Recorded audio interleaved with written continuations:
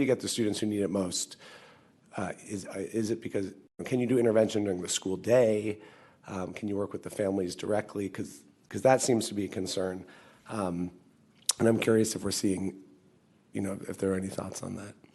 We're currently exploring different options to increase the participation of the neediest students.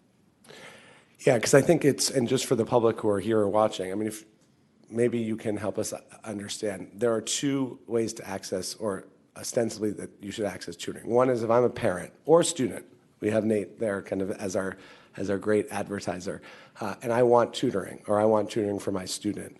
Where do I go to request it? So I guess that's my first question.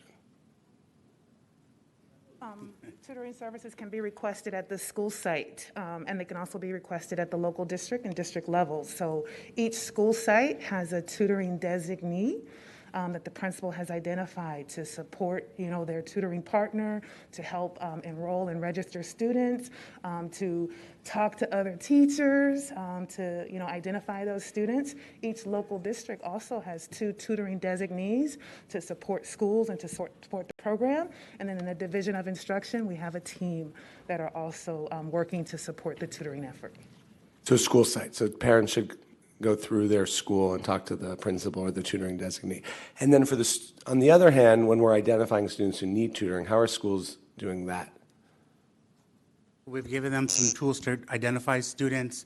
Some of the metrics that were mentioned in the presentation this afternoon around DIBELS, also looking at grades, if they're not being successful in grades, using 5, 10, 15-week reporting periods to identify students that are not meeting the mark or standard.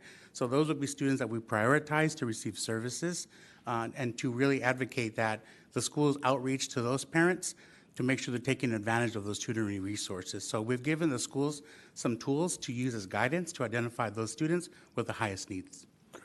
Thank you. Well, I hope that when we get another report, maybe in the new year, we can see progress to goal in terms of numbers, but also I know that in the slide presentation it talks about how we're measuring progress, but there's no data, maybe because it's in its nascent phases, but it would be helpful to see, are we hitting our target in terms of student participation, and then how is that data progressing? So thank you.